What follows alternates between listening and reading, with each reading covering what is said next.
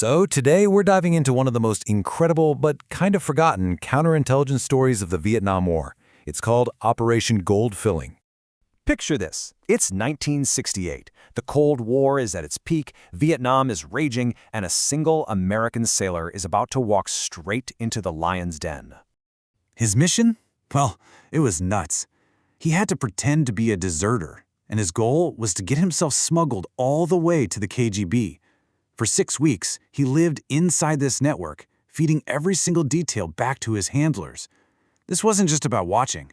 It was about getting passed up the entire chain, from Japan, across the sea, and landing right in the hands of Soviet intelligence. So how on earth did we get to this point? Well, here's how we're going to break it down. We'll start with the public embarrassment that kicked the whole thing off.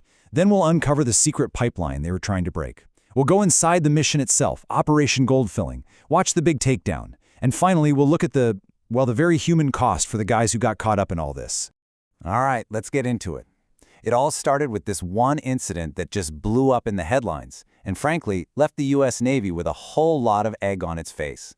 Okay, so on October 23rd, 1967, you've got these four really young guys. They just walk off their aircraft carrier, the USS Intrepid, while it's docked in Japan.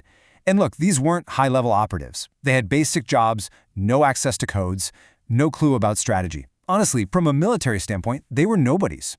On a carrier with 3,000 sailors, you wouldn't even notice they were gone, operationally speaking. But then, just 3 weeks later, bam, they're on the world stage.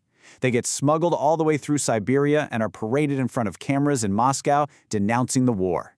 After that, they're shipped off to Sweden. The New York Times is all over it. The press nicknames them the Intrepid Four.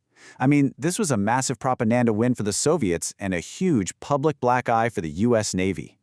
But, the embarrassment, that wasn't the real problem. The real threat was the how. How did they pull this off so fast? It became clear this wasn't some lucky break. It was a well-oiled machine. So U.S. intelligence starts digging, and what they find is this surprisingly slick pipeline. It worked like this. A deserter would link up with a Japanese anti-war group called Beharin. From there, they'd get bounced between a series of safe houses, always moving north through Japan.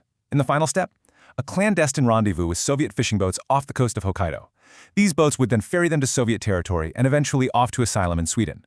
I mean, for an underground railroad, this thing was incredibly sophisticated. And this is the twist. The Japanese group Beharin? Yeah, they might have been sincere pacifists, idealists. But the whole operation hinged on Soviet state assets. We're talking KGB border patrol vessels, diplomatic handoffs, transit through Moscow. None of that happens without the Kremlin pulling the strings.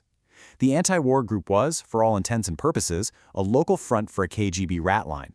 And this really gets to the heart of it, right? You have these two groups with totally different goals. Beharin's members, they genuinely believed they were helping American GIs escape an unjust war. But the KGB? Oh, their objective was much, much colder. A former KGB officer even confirmed it later. They didn't really care about the propaganda. That was just a nice little bonus. Their real goal was screening. They wanted to sift through these deserters to find someone with high-value intelligence, someone with access to comms, weapon systems, battle plans, and squeeze them for everything they knew. So now you've got a KGB intelligence operation running on the soil of a major ally. The U.S. Naval Intelligence knew they had to shut it down, and the only way to do that was from the inside. And this is where our spy story really kicks off. The guy put in charge of this whole thing was a Captain Don Gorham, the head of the Naval Investigative Service Office, or NISO, in Japan. And honestly, you couldn't have picked a better person for the job. He'd grown up in Japan, spoke fluent Japanese, he'd even graduated from Tokyo University, and had incredible contacts in Japanese law enforcement. He came up with a classic dangle operation. The idea was simple. They'd insert their own guy, a controlled source, into the pipeline, have him pose as a deserter, and map the entire network from the inside out. And the risks here were just huge. Their undercover guy was given this modified transistor radio to get coded messages. At one point, he's in a safe house, and one of the Beharin members starts trying to take the radio apart to see how it works. Our guy has to think fast, so he just tells him, hey, if you break that, you're paying for it. The guy gets all flustered and just hands it back. It's a tiny moment, but it just shows you how thin the line was between success and total disaster.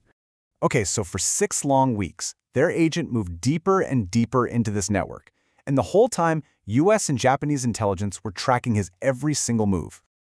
So he makes contact, and he's accepted pretty quickly. He gets moved into the system. For weeks, he's shuffled between safe houses in Tokyo, Kyoto, Osaka.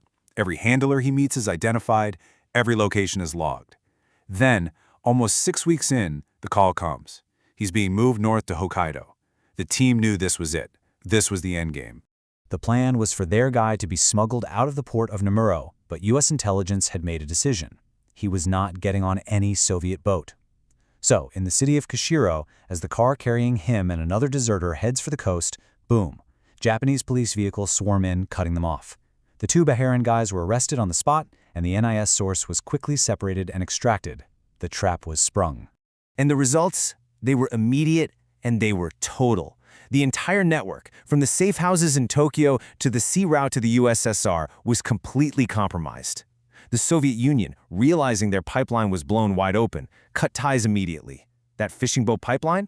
It never ran again. In one clean, surgical operation, they had shut down the most effective deserter smuggling network of the entire Vietnam War. For good. But that's where the neat and tidy intelligence story ends, and a much messier, more complicated human story begins. What about the guys who actually made it through the pipeline before it got shut down? What happened to them? Let's go back to the Intrepid Four, the guys who kicked his whole thing off. Their lives just kind of fractured. Craig Anderson, he eventually snuck back into the U.S., got arrested, served 8 months in the brig. After that, his life got strange. He lived in a tent for a while, got divorced, and ended up writing books about UFOs under a pseudonym. The others? They basically just vanished. Michael Lindern changed his name and stayed in Sweden. Richard Bailey and John Barilla just disappeared into total obscurity. You see, the moment their propaganda value was gone, Moscow was done with them. They were just discarded. You know, when you look at it, the agents of NIS saw a KGB operation, and they dismantled it with textbook precision. It was a huge win. But the young men who used that pipeline, they thought they were making this big moral stand against the war. But what they found on the other side wasn't really freedom. It was this permanent, lonely exile. It just leaves you with this question. What is the true cost of being a pawn in a much, much bigger game?